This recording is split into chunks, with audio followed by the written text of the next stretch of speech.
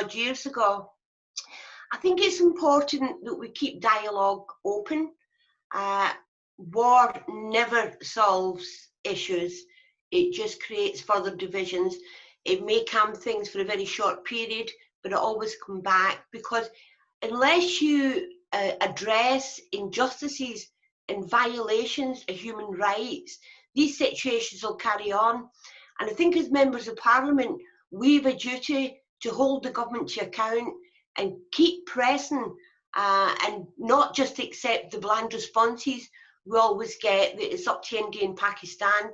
We have a moral duty to make sure that the UK's voice is heard. It should have a very powerful voice, and encourage dialogue and find a peaceful solution to this situation. I also firmly believe at the end of the day, it's up to people in Kashmir to decide their fate and not anyone else. They have the right for self-determination, and I think governments right across the world need to be putting pressure on the Indian government, not only on stopping the violations that's happening, but also to encourage that dialogue and that sit round the table and let's find something peaceful solution that the people of Kashmir can live with.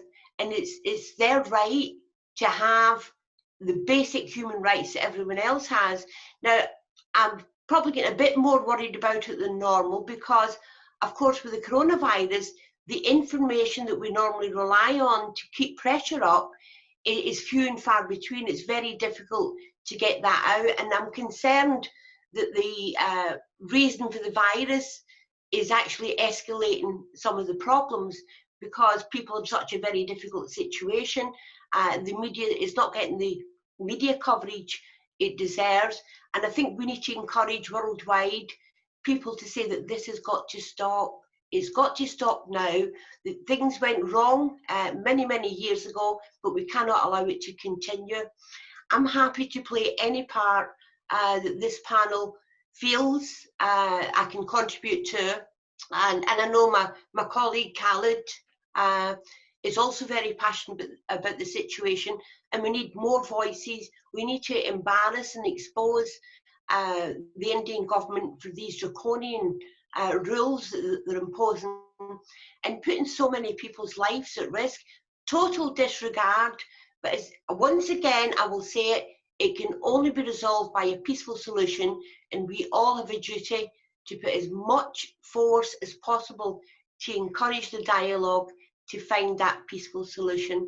So thank you very much for inviting me. Unfortunately, I have another meeting at 3:30. But obviously I'd like to keep updated on the situation, and any information I can use to force Dominic Raab to take some action, please send me. Also, if and when I get a response from a latest letter to Dominic Raab, I'd like to share it with people on this panel, because we really need to work together, and it cannot be a situation where every few months we sit down and we have a meeting. We need to start chatting, and we need to be demanding answers why these things are not being addressed and allowed to continue. So once again, Anna, thank you very much for inviting me. As I say, please keep me informed, and anything at all you think I can do to help, just let me know. Thank you. Thank you very much, ma'am. We just take 1 or 2 minutes of your more. Can you just ask? Can I please just ask to let Imran Hussain in? He's trying to get in, but he can't get in. Could somebody check? Where can Imran Hussain MP. Get in? Yes, sir. Khalid Mahmood, sir, we will do that. Yes, ma'am. I request Ambassador Khalid Mahmood. He has a question for Miss Kate Hollern. Ambassador Khalid Mahmood is a former ambassador, and he's having a lot of experience. He's our advisor on these global issues. So I request Ambassador Khalid Mahmood. Wes, can you unmute his mic, please? Ambassador Khalid Mahmood, please. Do you have a question for Miss Kate? First of all, I must express my pleasure at meeting you, Ms. Kate. You have very rightly pointed out the possible way out of the crisis which the people of Kashmir are facing, and you recommended that there should be dialogue. Of course, no one can deny this, that dialogue is one of the ways to solve any problem. But this is not the only way, because the UN Charter lists the methods of peaceful settlement.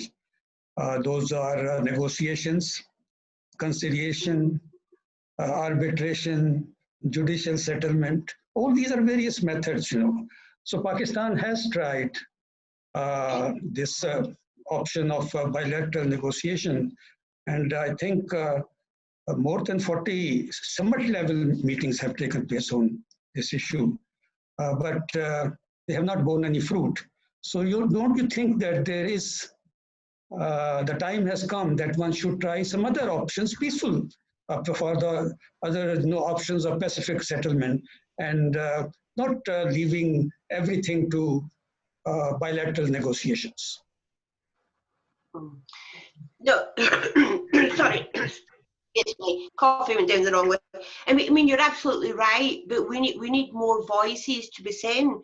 I mean, clearly the actions of the Indian government, apart from the unacceptable treatment of people in Indian-occupied Jammu and Kashmir, it will also create an obstacle to any constructive discussions, either through political leaders within the region or with the government of Pakistan. And I listened to Imran Khan, and I've got to say, I was impressed at that open-handed method of, you know, let's talk and let's get things moving. My difficulty is the offer's been made and nothing appears to be coming back. But governments right across the world cannot stand by and watch a breach in the Geneva Conventions. So we need to be saying it loud, and we need to be saying it often, because it's unacceptable that I'll get a letter back from Dominic Raab, as I have from many ministers in the past, saying it's down to India and Pakistan, but that's not working. It's not working because it's a one-sided attempt. So we need other ministers. We've got a foreign secretary who has a moral duty to put plans out to India and possibly apply sanctions. Because, you know, you cannot stand, this is human beings, this is life, in particular this is very young people's lives who's already lost a big chunk of their education, of their health issues, of just pure cruelty. Now, we really need to step up and go further and further, and we need to be asking the government, we need to be forcing the government to issue a letter saying there will be sanctions if this does not happen. But we need to constantly be asking the questions.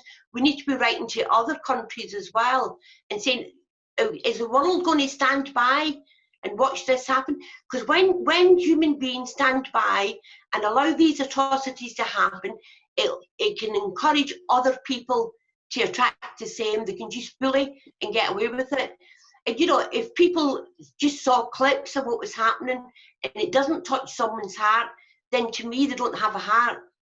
And we have a responsibility, not as parliamentarians, but as human beings, to make sure we do everything possible to end this misery. It cannot go on. It's been going on too long.